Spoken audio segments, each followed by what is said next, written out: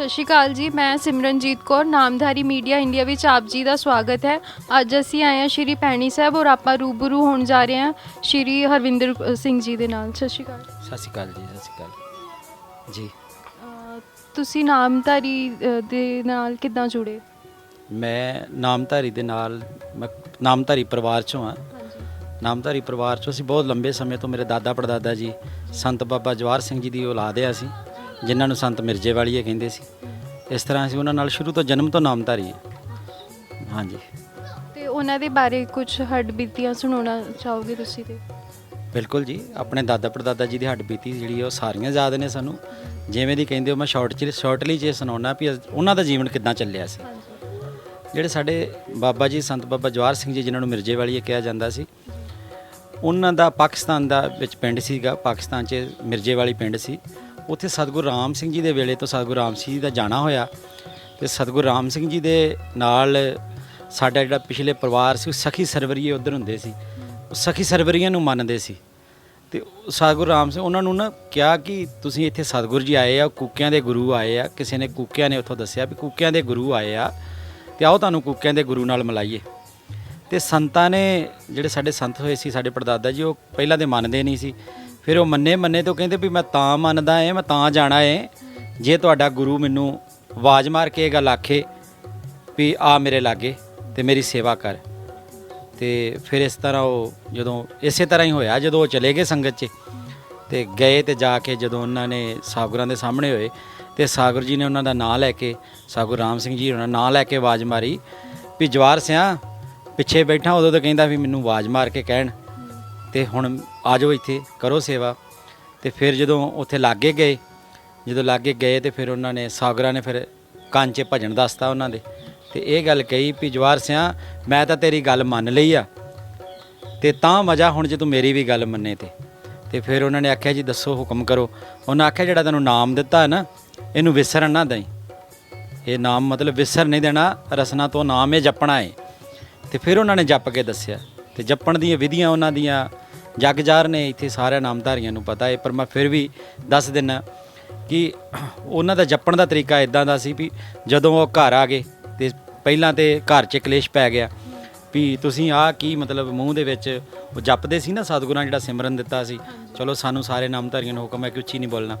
ਉਹੀ ਉਹ ਜਦੋਂ 4 ਅੱਖਰਾਂ ਨਾਮ ਜਪਣ ਲੱਗੇ ਅਤੇ ਮਾਤਾ ਜਿਹੜੀ ਸੀ ਉਹਨਾਂ ਦੀ ਬਾਬਾ ਜਵਾਹਰ ਸਿੰਘ ਜੀ ਦੀ ਜਿਹੜੀ ਸਾਡੀ ਦਾਦੀ ਪੜਦਾਦੀ ਸੀ, ਉਹਨਾਂ ਨੇ ਫਿਰ ਇਹ ਗੱਲ ਆਖੀ ਵੀ ਇਹ ਜਿਹੜਾ ਮੂੰਹ 'ਚ ਤੂੰ ਬੁੜ ਕਰੀ ਜਾਂਦਾ ਇਹ ਕਰਨੋਂ ਹਟ ਜਾ। ਅਤੇ ਇਹ ਪਹਿਲੇ ਦਿਨ ਦੀ ਗੱਲ ਮੈਂ ਕਰਨ ਡਿਆ ਵੀ ਉਹਨਾਂ ਨੇ ਆਖਿਆ ਵੀ ਇਹ ਕਰਨੋਂ ਹਟ ਜਾ, ਨਹੀਂ ਤਾਂ ਤੈਨੂੰ ਪ੍ਰਸ਼ਾਦਾ ਨਹੀਂ ਦੇਣਾ।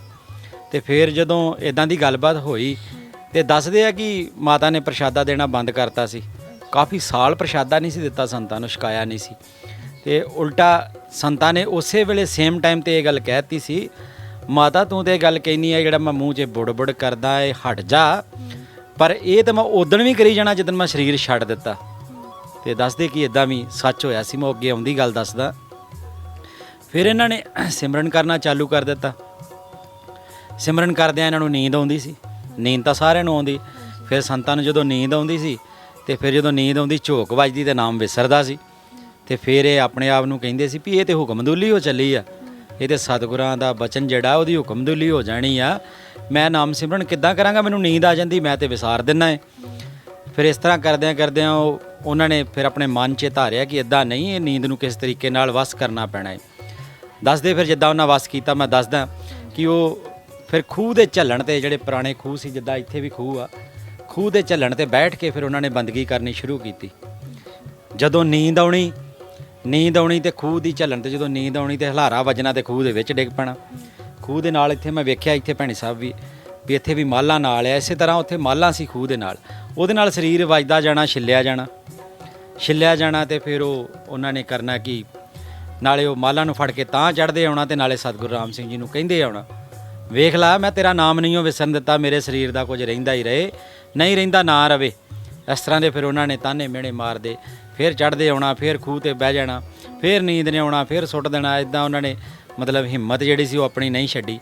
ਅਤੇ ਦੱਸਦੇ ਆ ਸਾਡੇ ਵੱਡੇ ਕਿ ਨੀਂਦ ਨੇ ਜਨਾਨੀ ਦਾ ਰੂਪ ਧਾਰ ਕੇ ਅਤੇ ਹੱਥ ਜੋੜ ਕੇ ਅੱਗੇ ਖਲੋ ਗਈ ਸੀ ਵੀ ਮੈਨੂੰ ਇਸ ਤਰ੍ਹਾਂ ਗੋਤੇ ਦੇ ਕੇ ਨਾ ਮਾਰ, ਜਦੋਂ ਤੂੰ ਆਖੇਂਗਾ ਜਦੋਂ ਤੂੰ ਆਖੇਂਗਾ ਮੈਂ ਉਦੋਂ ਤੇਰੇ ਅੱਗੇ ਆਊਂ, ਮੈਨੂੰ ਇਸ ਤਰ੍ਹਾਂ ਗੋਤੇ ਨਾ ਦੇ। ਤੇ ਫਿਰ ਦੱਸਦੇ ਕਿ ਨੀਂਦ ਨਹੀਂ ਸੀ ਆਈ ਉਹਨਾਂ ਨੂੰ। ਇਸ ਤਰ੍ਹਾਂ ਫਿਰ ਉਹਨਾਂ ਨੇ ਆਪਣਾ ਜਿਹੜਾ ਜੀਵਨ ਸੀ ਉਹ ਜਿਹੜਾ ਉਹਦਾ ਨਾਮ ਸਿਮਰਨ ਦਾ ਅਭਿਆਸ ਕੀਤਾ, ਸਤਿਗੁਰਾਂ ਦਾ ਬਚਨ ਕਮਾਇਆ। ਤੇ ਬਾਅਦ ਵਿੱਚ ਜਿਹੜਾ ਮਾਂ ਨੂੰ ਬਚਨ ਦਿੱਤਾ ਸੀ, ਕਥਾ ਤਾਂ ਬੜੀ ਵੱਡੀ ਆ, ਮੈਂ ਸ਼ਾਰਟਕਟ ਹੀ ਦੱਸਣ ਡਿਆ। ਤੇ ਫਿਰ ਦੱਸਦੇ ਕਿ ਜਿਹੜਾ ਮਾਂ ਨੂੰ ਕਿਹਾ ਸੀ ਕਿ ਮਾਂ ਇਹ ਮੈਂ ਉਦਣ ਵੀ ਕਹੀ ਜਾਣਾ ਜਿੱਦਣ ਮੈਂ ਸਰੀਰ ਛੱਡ ਜਾਣਾ। ਤੇ ਦੱਸਦੇ ਆ ਕਿ ਜਦੋਂ ਉਹ ਸਰੀਰ ਉਹਨਾਂ ਨੇ ਛੱਡਿਆ ਸੀ ਨਾ, ਛੱਡਣ ਤੋਂ ਪਹਿਲਾਂ ਉਹਨਾਂ ਕਹਿ ਦਿੱਤਾ ਸੀ ਮੈਨੂੰ ਰੱਖ ਨਾ ਛੜਿਓ, ਮੈਨੂੰ ਰੱਖ ਨਾ ਛੜਿਓ, ਮੇਰੇ ਬੁੱਲ ਵੀ ਫੜਕਦੇ ਰਹਿਣੇ ਆ ਤੇ ਮੇਰੇ ਪੋਟੇ ਵੀ ਚੱਲਦੇ ਰਹਿਣੇ ਆ। ਇਸ ਤਰ੍ਹਾਂ ਕਰਕੇ ਉਹਨਾਂ ਦੱਸਿਆ ਵੀ ਮੇਰਾ ਨਾਮ ਸਿਮਰਨ ਚੱਲਦਾ ਰਹਿਣਾ ਏ। ਮੈਂ ਮਾਂ ਨੂੰ ਕਿਹਾ ਸੀ ਇਹ ਮੇਰੇ ਮਰਦੇ ਦਮ ਤੱਕ ਚੱਲਦੇ ਰਹਿਣੇ ਆ ਤੇ ਮੈਂ ਮਾਂ ਦਾ ਬਚਨ ਪਗਾਉਣਾ ਹੈ। ਤੇ ਮਾਂ ਨੇ ਮੈਨੂੰ ਇਹ ਵੀ ਗੱਲ ਮੈਂ ਦੱਸਣੀ ਭੁੱਲ ਗਿਆ, ਕਸ਼ਹਿਰੇ ਵੱਲੋਂ ਵੀ ਕਿਹਾ ਵੀ ਆੜੀ ਕਾਸ਼ ਆ, ਕਿ ਉਹਨਾਂ ਨੇ ਇਹ ਵੀ ਗੱਲ ਕਹੀ ਵੀ ਇਹ ਵੀ ਉਦਣ ਹੀ ਸੜੂ ਜਿੱਦਣ ਮੇਰਾ ਸਰੀਰ ਸੜੂ। ਤੇ ਇਹ ਫਿਰ ਉਹਨਾਂ 3 ਬਚਨ ਜਿਹੜੇ ਸੀ ਇਹ ਪੂਰੇ ਕੀਤੇ ਸੀ। ਉਹਨਾਂ ਦੇ ਬੁੱਲ ਵੀ ਫੜਕਦੇ ਰਹੇ ਸੀ, ਕਸ਼ਹਿਰਾ ਵੀ ਉਸੇ ਤਰ੍ਹਾਂ ਪੂਰੇ ਬਾਣੇ ਦੇ ਵਿੱਚ। ਉਹ ਹੁਣ ਅਸੀਂ ਇੱਕ ਬ੍ਰੇਕ ਲੈ ਰਹੇ ਹਾਂ ਔਰ ਆਪਾਂ ਮਿਲਦੇ ਬ੍ਰੇਕ ਤੋਂ ਬਾਅਦ।